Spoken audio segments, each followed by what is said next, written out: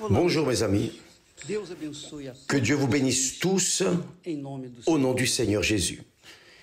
Que le Saint-Esprit vienne illuminer vos yeux, les yeux spirituels, les ouvrir pour que vous puissiez voir l'invisible, croire dans l'impossible et marcher par la foi intelligente, la foi où l'on croit, la foi qui se lance, qui se plonge dans la parole de Dieu, la parole de Dieu. La Bible dit qu'au commencement était la parole. Au commencement, Dieu a créé les cieux et la terre en utilisant quoi? La parole. Là, en Jean, il est écrit qu'au commencement était le Verbe, la parole, plus clairement la parole. Et la parole était avec Dieu. Et la parole était Dieu.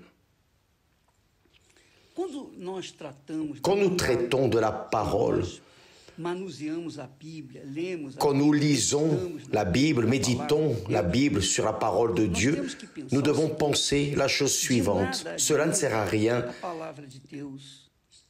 que la parole de Dieu soit en nous, de connaître la parole de Dieu et ne pas obéir. Ainsi étaient les Juifs, les religieux, jusqu'à aujourd'hui ils sont ainsi. Ils croient dans la parole, connaissent la parole, mais suivent leurs traditions, leurs coutumes, leur manière d'être. Ils gardent le Shabbat, oui, ils gardent le Shabbat, mais ils adultèrent aussi, ils se prostituent, un tas de choses. Donc c'est la même chose en relation à beaucoup d'évangéliques.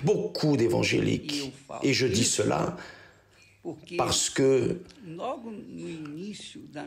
dès le début de mon parcours de la foi, j'avais déjà eu un compromis, une rencontre avec Dieu.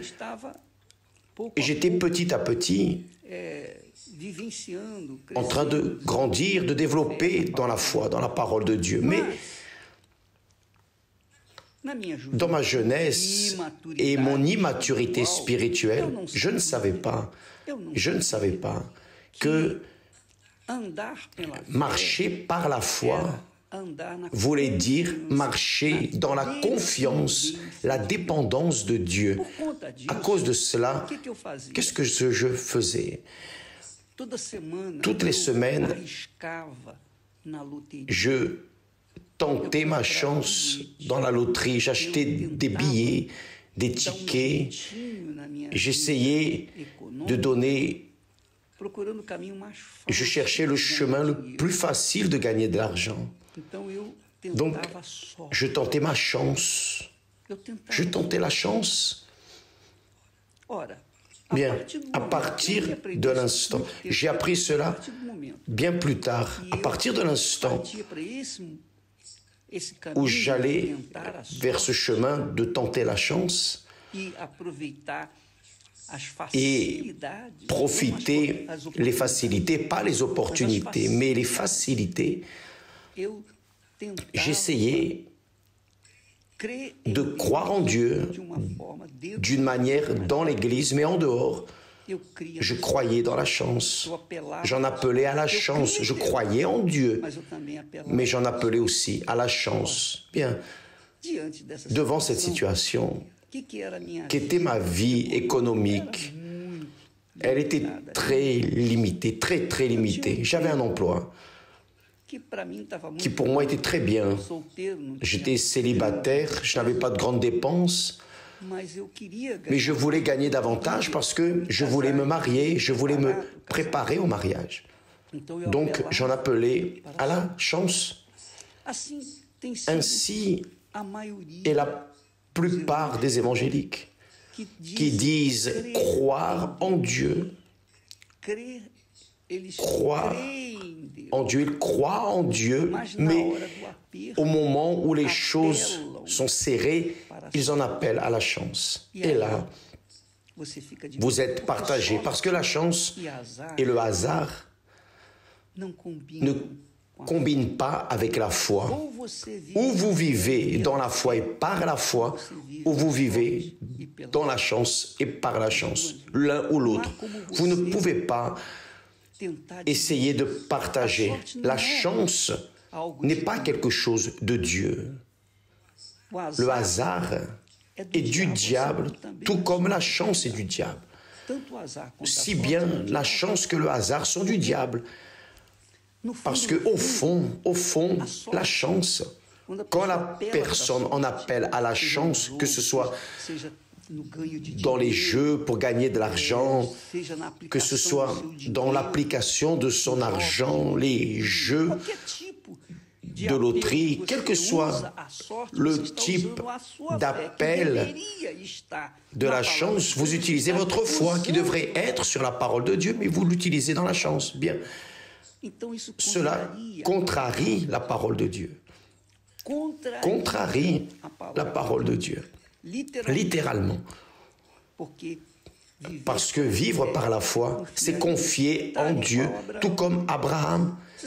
Vous savez ce que beaucoup de personnes restent perdues et n'arrivent pas à conquérir, à développer, même en étant chrétiennes, étant même fidèles dans la dîme. Mais la vie ne développe pas. Pourquoi? Parce qu'elle donne à Dieu ce qui est à Dieu, mais vole ce qu'elle devrait donner à César. Jésus a dit, donnez à Dieu ce qui est à Dieu, à César ce qui est à César. Je ne peux pas donner à César ce qui est à César et voler Dieu dans les dîmes et les offrandes. Je ne peux pas donner les dîmes et les offrandes à Dieu, mais aussi trouver un moyen de jouir des droits, des opportunités, des facilités que nous avons de déclarer l'impôt inférieur, déclarer notre revenu de ce qu'il est véritablement. Si je suis fidèle à Dieu d'un côté et que j'essaie de tirer des profits pour ne pas rendre à César ce qui est à César, parce que je sais, la personne m'a dit, évêque, mais César vole, les politiciens utilisent nos impôts pour en tirer bénéfice, et je trouve ça injuste. Je sais que c'est injuste. Mais cela n'est pas votre problème. S'ils volent, s'ils font ce qu'ils font, s'ils deviennent très riches sur notre dos, c'est leur problème. Notre obligation est de faire ce qui est correct, rendre à César ce qui est à César et rendre à Dieu ce qui est à Dieu. Donc, vous qui me regardez en cet instant, faites attention. Faites très attention à ce que je vais dire. Quand vous avez une vie honorée, digne dans l'Église, mais en dehors de l'Église, vous vous partagez entre la vie déshonorée ou l'adultère ou la promiscuité ou le vol ou le bitcoin. Les bitcoins, les pyramides, des investissements, vous savez que c'est pour fuir du fisc, des impôts sur le revenu. Ce sont des formules où l'on gagne de l'argent facilement et on ne paye presque pas d'impôts. C'est la réalité. Donc, quand la personne a un comportement duple, elle a un caractère duple, à l'Église, elle est véritable. En dehors de l'Église, elle est menteuse, trompeuse.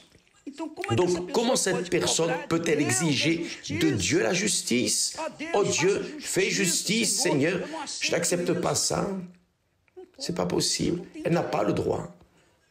Elle n'est pas juste.